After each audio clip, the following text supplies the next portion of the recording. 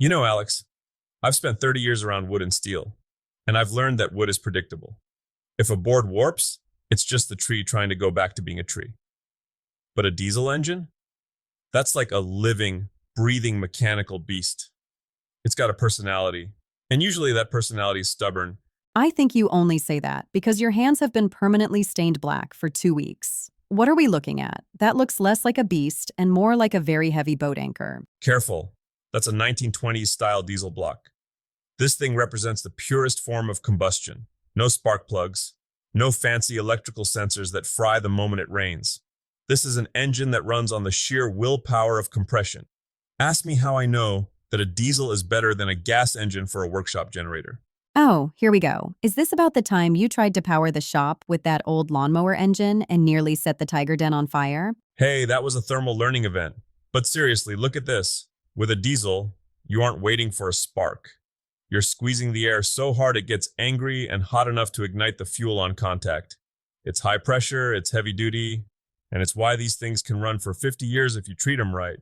Wait, hold on. If there's no spark plug, how does it actually start? If I'm cold and someone just squeezes me, I don't catch fire, usually. Well, you aren't being compressed at a ratio of 22 to 1. Here's the thing nobody tells you about diesel. It's all about the bore and stroke. The bore is the diameter of this hole right here. The stroke is how far that piston travels up and down. Okay, I've heard those terms at car shows, usually from guys wearing I Love Torque t-shirts. Because torque is the diesel's bread and butter. In a gas engine, you're looking for speed. Low stroke, high RPM. In a diesel, especially the big ones used in mining or for backup generators, you have a long stroke. It's like using a long-handled wrench instead of a short one. More leverage, more grunt. So, if I'm an apprentice here in the shop and I'm looking at this giant hunk of iron, walk me through the cycle. Is it like my car? Suck, squeeze, bang, blow? Exactly. The classic four-stroke cycle, but with a diesel twist. First, intake. The intake valve opens and the piston moves down. But, and this is key, it only draws in air, no fuel yet. Second, compression. That piston comes back up. This is where the magic happens.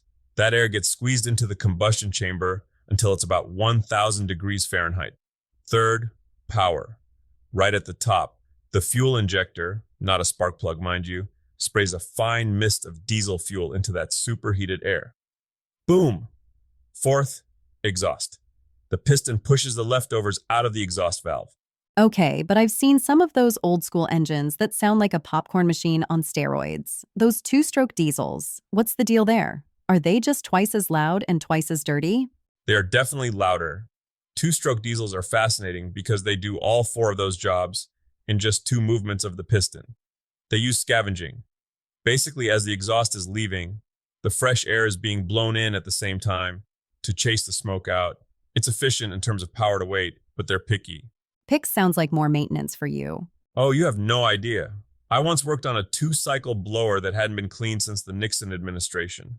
I opened the intake ports and found enough carbon buildup to make a diamond. Ask me how I know that you shouldn't use a screwdriver to scrape that out while the engine is still warm.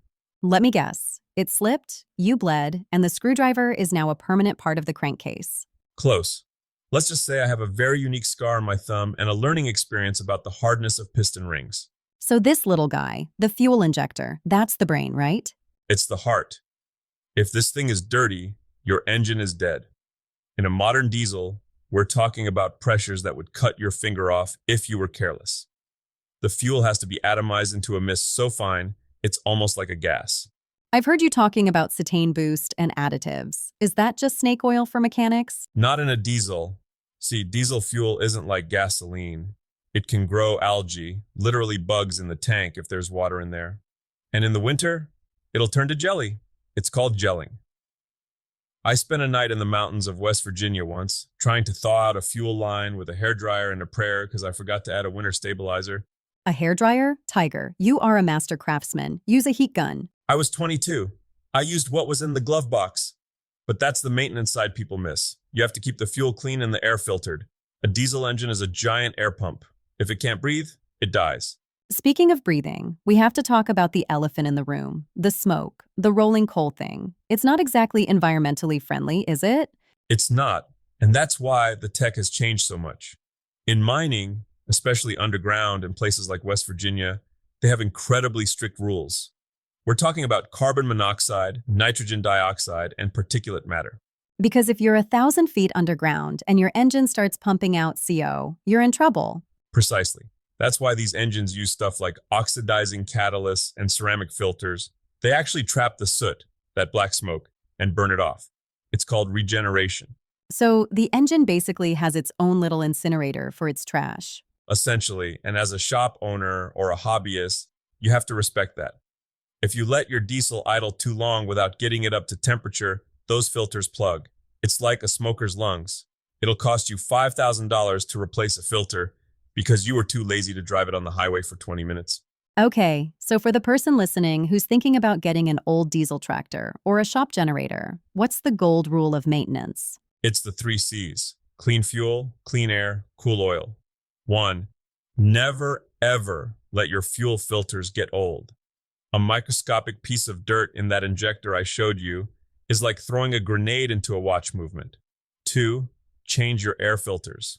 If you're working in a wood shop like this, the sawdust will choke a diesel in a week. 3. Watch your cooling system.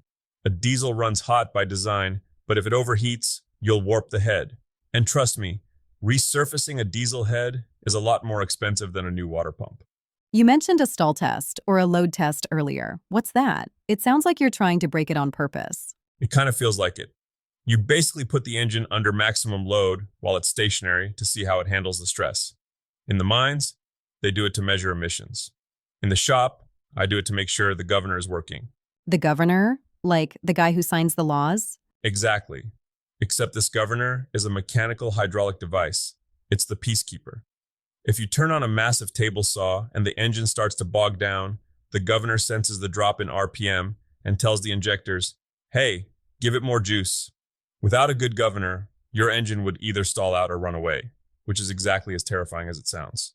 Define runaway for the audience, because it sounds like the engine is going to sprout legs and leave.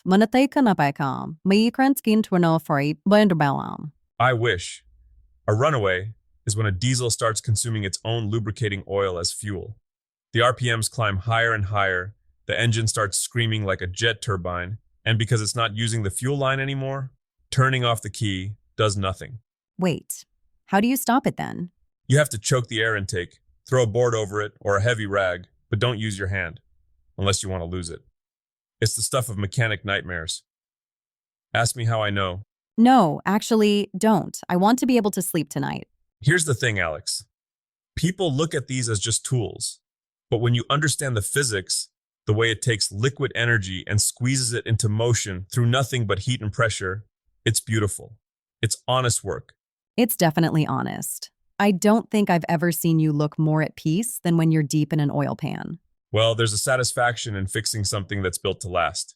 We live in a world of plastic and planned obsolescence. But a diesel is an heirloom. You take care of it, and it'll take care of you. Even if it tries to run away occasionally. Especially then, keeps you on your toes. Tiger. So if you're out there in your own tiger den, don't be afraid of the grease. Just remember, keep it clean, keep it cool, and for heaven's sake, keep a piece of plywood handy for the air intake, just in case. Alex, sage advice, Tiger. Next week, can we talk about something that doesn't involve thermal learning events? Tiger. No promises, Alex. No promises.